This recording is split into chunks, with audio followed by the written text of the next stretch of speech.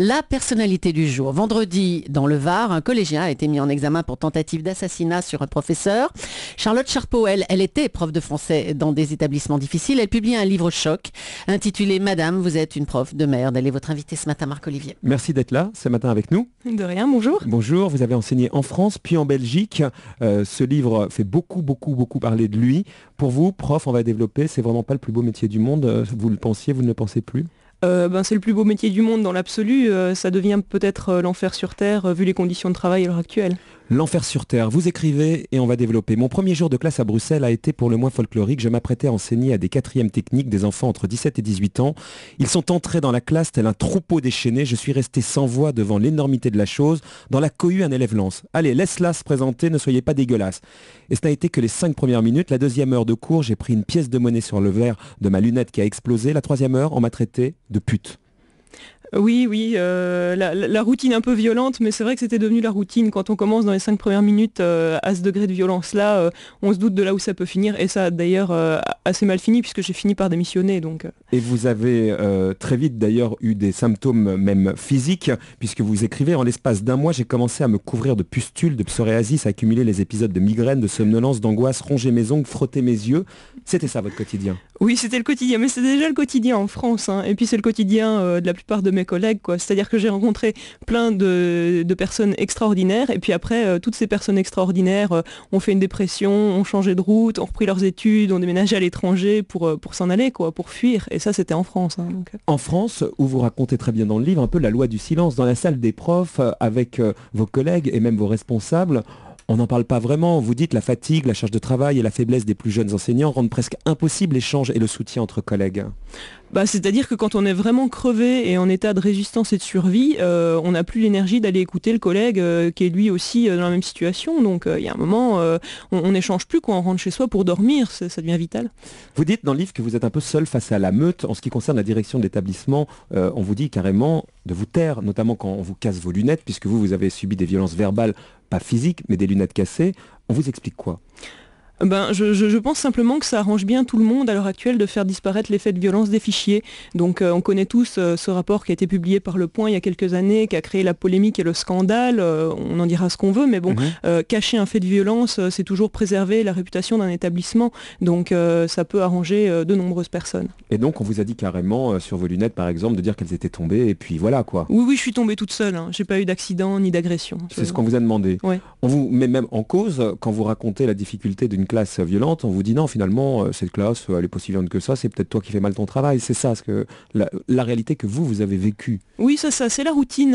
Si les élèves sont stressés, c'est parce que l'enseignant est stressé lui-même et qu'on lui renvoie son propre stress. Donc c'est un joli tour de passe-passe. Et en plus, si on est le premier à dire qu'on est en difficulté, alors on sait pertinemment que les collègues seront en difficulté 10 minutes après, mais c'est pas grave. Quand on est le premier, on est toujours le sujet de l'opprobre généralisé, quoi. On a un peu du mal à dire oulala, ça va pas, aidez-moi. Alors ce que vous racontez très bien dans le livre, c'est que les élèves, et c'est pas une découverte, mais finalement ne valorisent pas le métier d'enseignant. Les élèves vous disent par exemple qu'en trafiquant un peu, ils gagnent 2 fois plus que vous en 2 jours.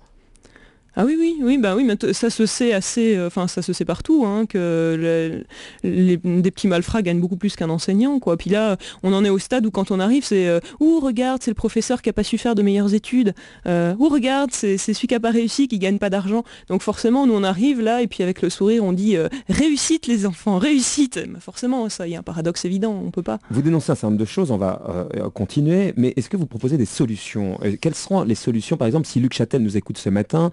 Vous lui dites quoi? Mon livre trace une comparaison directe entre la France et la Belgique. Et la Belgique est présentée chez nous un petit peu comme un Eldorado où on fait des économies effarantes. Or, la Belgique est dans un état encore pire que le nôtre à l'heure actuelle. Le rapport Pochard, qui est pour l'instant écarté, proposait toute une série de mesures qui sont en route, notamment la remasterisation qui pour nous est le symptôme de la diminution de la qualité des études tout simplement.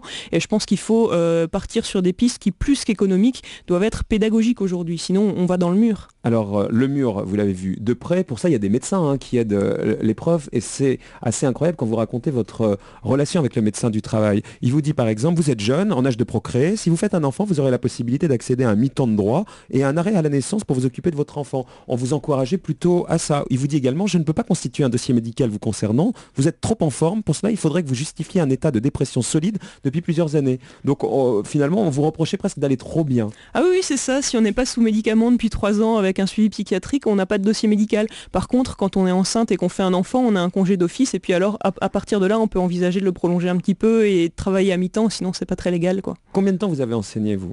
Moi j'ai enseigné 7 ans. 7 ans où vous avez appris quand même beaucoup de choses, hein.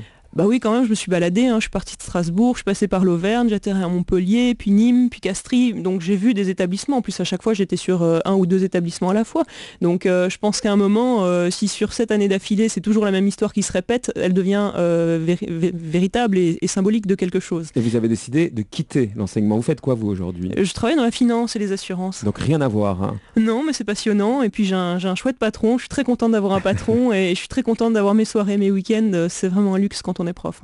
Parce que ça, vous le racontez aussi dans le livre, on a un peu l'image des profs qui glandouillent finalement, et vous dites que s'arrêter régulièrement, c'est pas un luxe, c'est une nécessité quand on est prof. Ouais, c'est une nécessité, puis il y a une étude qui a été menée par le gouvernement ce coup-ci qui dit qu'un prof qui bosse entre 18 et 20 heures, en réalité, il a entre 41 et 45 heures de travail.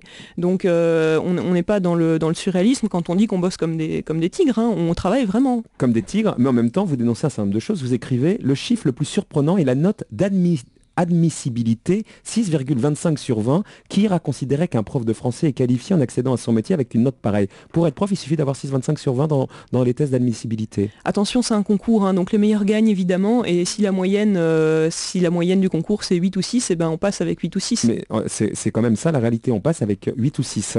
Et pourtant, vous vouliez faire ce métier, et plutôt dans des zones difficiles, c'était votre vocation. Et vous écrivez, je me suis perdu la première fois que je suis arrivé en banlieue. J'ai failli croire qu'il s'agissait d'une décharge, pas d'espace vert, du verre pilé sur du béton armé, des souterrains sordides, des soupiraux étranges et noirs. D'un coup, ça vous a fait un choc.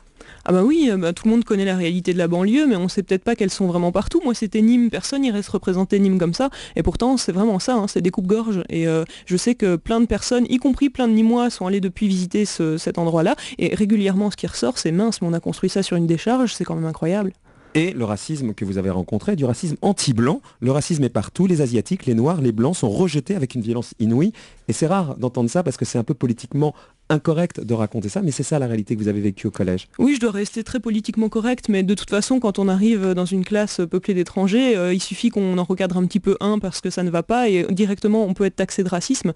Après, dans la cité, une personne de couleur noire ou un asiatique ne survit pas plus de 2 mois. Ils sont obligés de déménager parce qu'ils sont victimes de violences non-stop. Dans les cages d'escalier obscures, on leur brûle leurs poubelles, on les harcèle dans la rue, et donc ils déménagent tous les uns après les autres. Charlotte Charpeau, c'est un pseudo? Oui, tout à fait. Parce que vous avez peur de quelque chose? Administrativement, j'aimerais quand même préserver mon dossier. Je suis en disponibilité. Il se pourrait que dans 50 ans, j'ai envie de revenir. En tout cas, madame, vous êtes une prof de merde. Quand enseigner devient un enfer, témoignage aux éditions de l'Arbre. Ce à quoi vous avez répondu d'ailleurs, je ne dis pas pute, on dit madame pute. Et vous avez poursuivi. Oui. Merci.